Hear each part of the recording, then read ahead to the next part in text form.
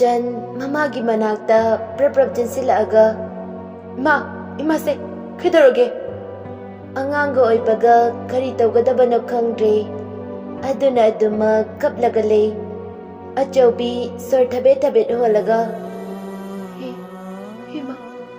himagi hibema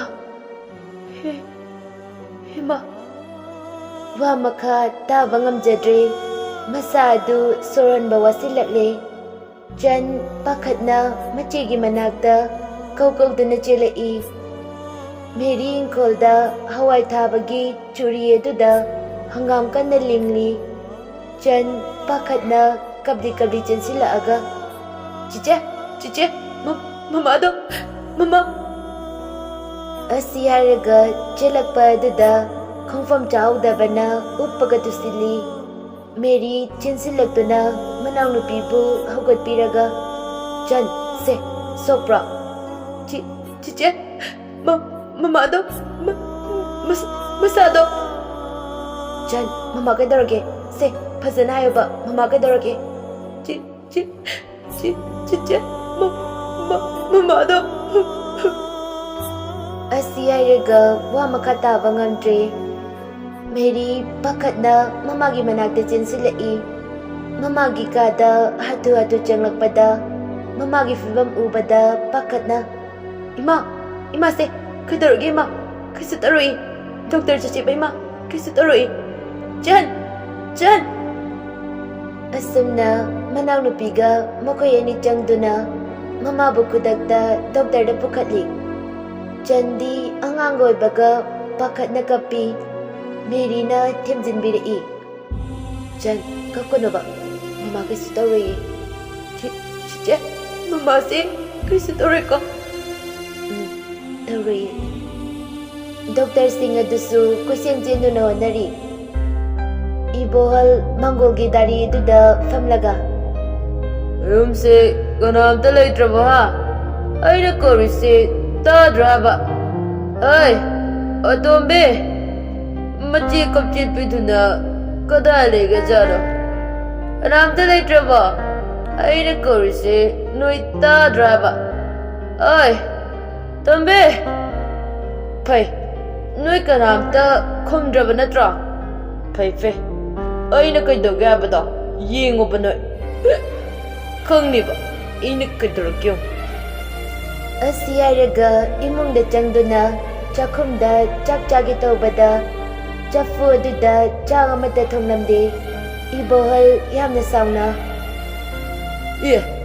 hojik fauba chak thongdaba masidi Chafu yan khabai tengkot loinamak sumangdu hundorai siwardi paramani ne ha nawam ta lawda ajine nawam ta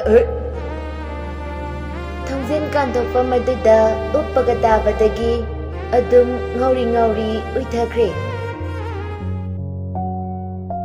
John ga mani thoibagadu tomthin khoida laklami ani du bada tomthinna nu lai ro lo si phom lo ho nanai khoi lakchari as yari ba John nang yong na bida amuk tawran yare sida ngak ta phom lo nate nu ba chaka chara ba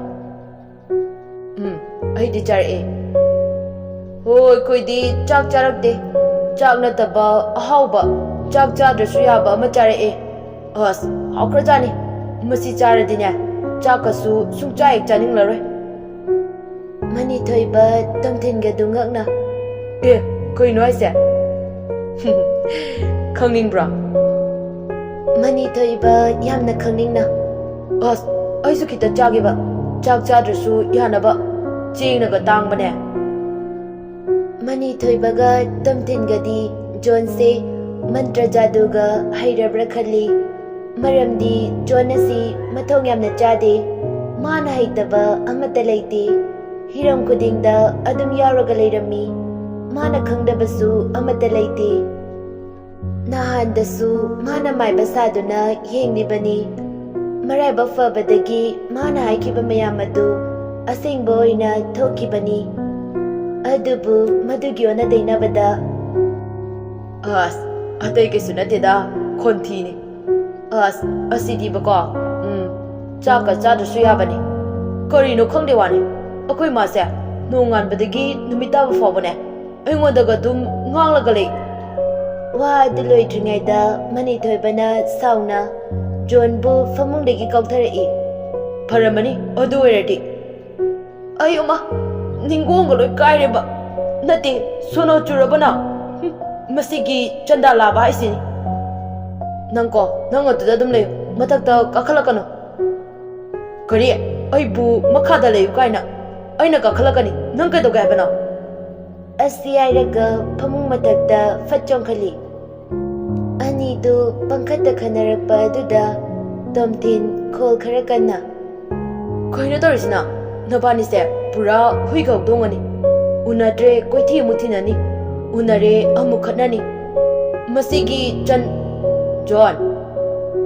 John taminna laikre mani thoibadi machin khumlaga nokli madu urabasu John tomthin buki bana kaisu haidre mama bu puthораktuna kha amada mama bu pothali doctor na wa khara hairamlaga hida khara iramlaga adum thokre meri chandon sinduna Jan ai yum fauda chaloge ai ko anina atho adu chelakpada kaisumtaga puraktre chaksu purage baba su la mani ai chalukhige nang mama gi naktegi hendokanu ko hoi che adu che nang thuna la ko hoi meri mangla duna asum changa imagi hidak laina ba paisa na khaidege aidi kutta sena mata sulaitre kadai dagi imagi dak laigane ngarang da jange mission tawkhida sungaire chatlamba adu chableplaga makori da siriba lik adu tamna lokthore aduga manengje bema mama na ngasi ichagi ngaksam da siriba liksa mangan bayade ko tawan ba siyade Mama, kaigino? Mama na isagi umamana tasinjaduna ichagi damakta sakibane tawan bayade ko mangan bayade Ay mama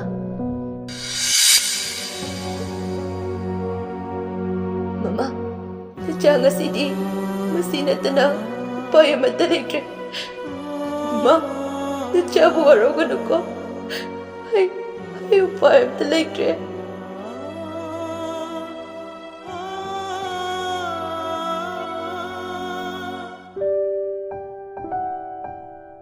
Asumna konsangda changduna lik adu kaitho uraga mayumda changna adubu sumang yungbaga chaplepi oiramliba taramliba phibam adu bada meri mathayamna nungaidre tapna mapagi nakta changsinduna baba tabra oi kanana la se baba imungda changna se kanana aingwanda tap paragano ai gyan tai ai dum changjage meri sumangda chairiba kolik sing adu loisinjaduna chagi sing thonglaga mapabu pijaramlaga mata medada mapabu khara yingsinbiyu senaramlaga maso hospital da chakre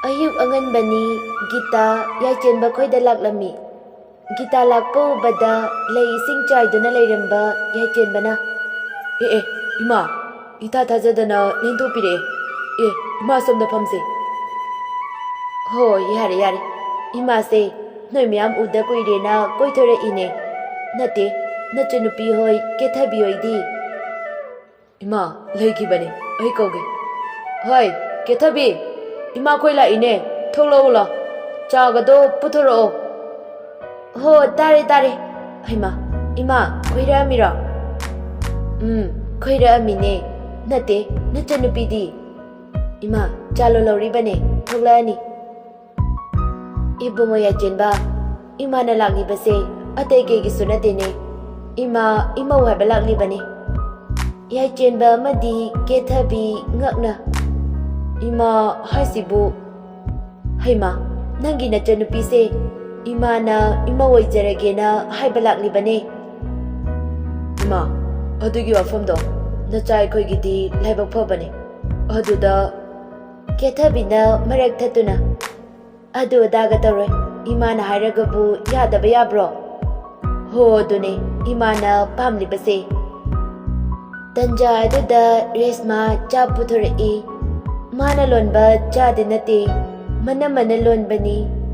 Resma mabung amadi mana kena mauna yoi. Mama mapa nauna kaina kre haiduna. Machan na haiba ningba loina thungali. Madumak na resma nupi amana tawgadaba thabak thorong pudimag amata khangdi. Resma no fetaraga. Ma, cha, tama, inamagisu. Yare, thamo.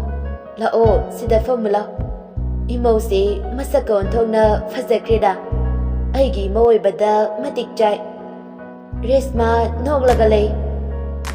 Hai, yachin ba, kethabi. Noi yadabaga yareko. Hoy ma. Haraw na wari watay ngayak sanaraga. Gita su chakri. Gita ek chakhibaga manamadu. Machanupidon sinuna. Hai, panganune. Singune nangbo. Muigi maran matun mayamdo. Ay koy gyoy na ba honagadabani. Hoy nama, ay suloy ni kangin. Ay nakarag sinaraga. Muigi maran mayamdo. Ay koy gyoy na ba honagani. Aduga moina wanalinba. No magi chaningay galaydraga tabaga sudana wanalinba. Amu kara sarap na. Tumtin, nang budi ay na lim na taray. Nang naibu mayamangda jafan giba. Madugi laman ay na matikja na kungani. Tawgadabani. Ibong niyari. Tama, nadyan na taragpa lilasinda. Namitit niyo. Mapal thongda afaba saba. Thamoy dana hupu ba. Makoy gi thamoy si kari na sarakpano tasing na makhangningi. Nungthil gi matamni.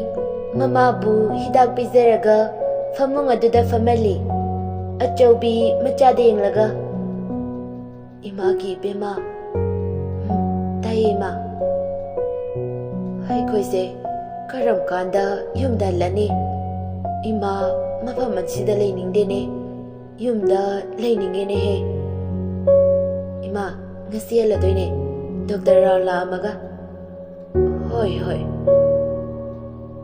Chicha, aisu yumda chaninge, sida lainingde. Chaladoine. Hainaringe duda Dr. Thoiba changlagtuna. Imadi amna fagalena. Asiyaraga nufetawna merida uraning lai. Thoibana lotna nufetawna yingba adu jan nuhori. Jan noglaga machida chirol tarai. Chicha. Meri su tapna. Taye. Chicha, doktor si nungandaga lona yung laga. Nofe ka tawi. Magi si wakala makhan mamali ko. Angang na ko. Dami na layo. Meria. How? Taye, doktor. Ima si matam na chak vizabiyo. Matam na tumanbiyo. Masada wakala ihen ba nungay taba kanan bigano. Yamna toyena kanjilunuda akoy mayam leisidi. Hoy doctor. Adudi ma nachaw muk thokhige. Atopadasu round chekida wali. Hoy bungo. Doctor dasu amuktanga meri dalot na inglamlaga thokhirami. Boss, kori pauli birage. Akoy dekta sinobiyo.